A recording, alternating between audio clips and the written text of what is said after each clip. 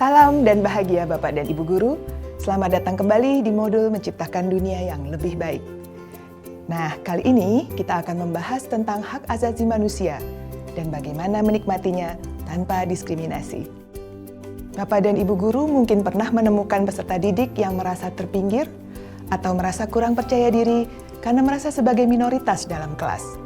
Atau Bapak dan Ibu Guru pernah menemukan peserta didik yang merasa tidak puas atau tidak suka dengan penampilan fisiknya, baik itu terkait berat badan, bentuk tubuh, warna kulit, atau fungsi tubuh. Yuk, kita mengunjungi Pak Danang Dwi Martono di SMA Muhammadiyah 1 Semarang.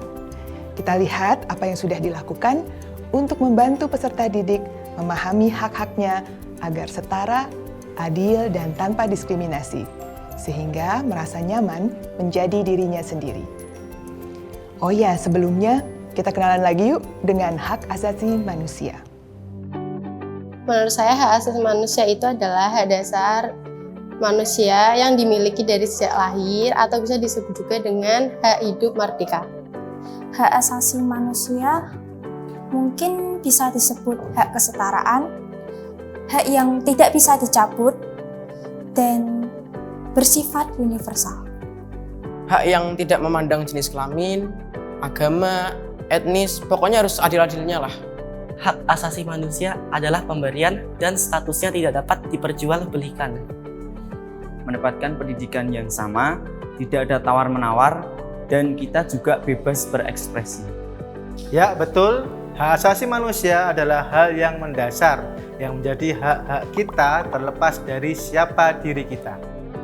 Namun, dalam interaksi sosial dan keseharian, kerap kali hak-hak tersebut tidak dapat terpenuhi. Beberapa faktor sering menjadi penghalang.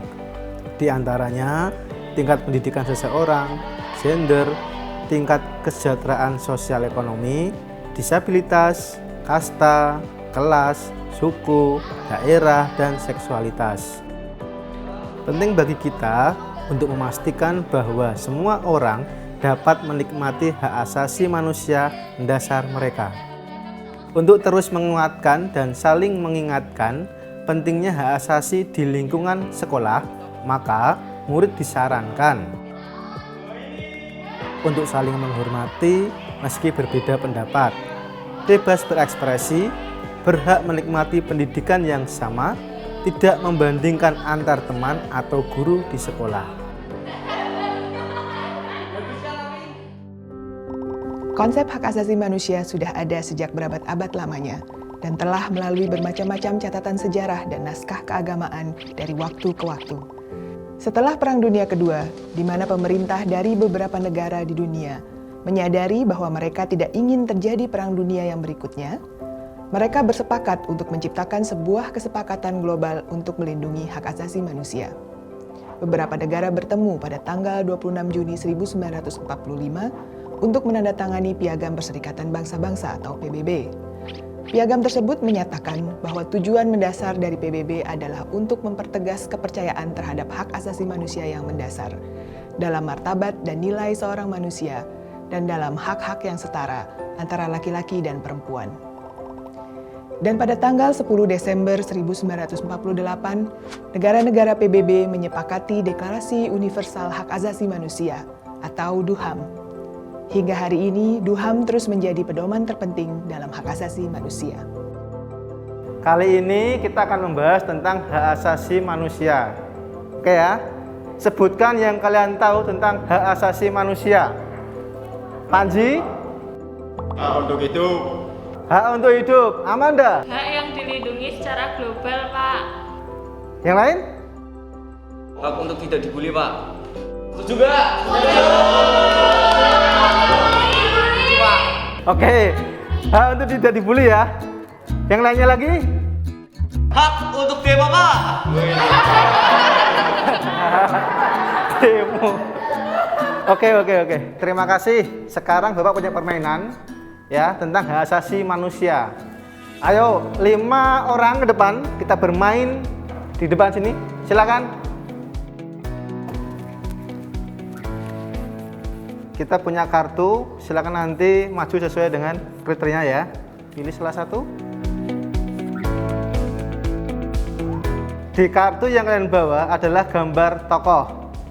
Saya akan memberikan pernyataan, jika sesuai dengan gambar tokoh yang di bawah kalian, maju ke depan.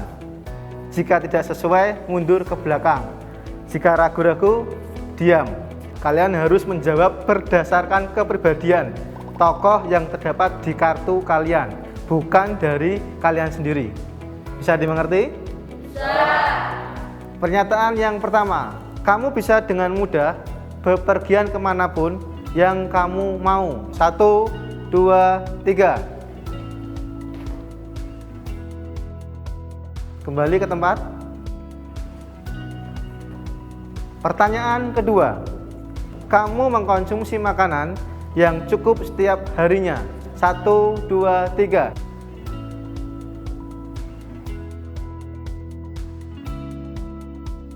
Kembali ke tempat.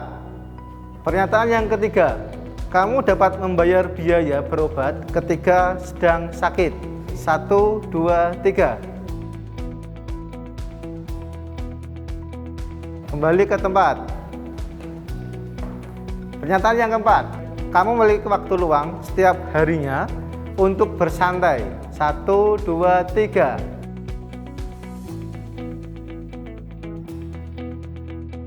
Kembali ke tempat. Pernyataan kelima, kamu tinggal di rumah yang layak dengan listrik yang menyala dan air yang mengalir. 1, 2, 3. Kembali ke tempat. Pernyataan keenam, kamu merasa aman ketika berjalan sendirian di malam hari. 1, 2, 3. Oke, kembali lagi. Oke, permainan sudah selesai. Dari permainan ini, apa yang kita bisa pelajari terkait dengan hak asasi manusia? Ya, Fadia?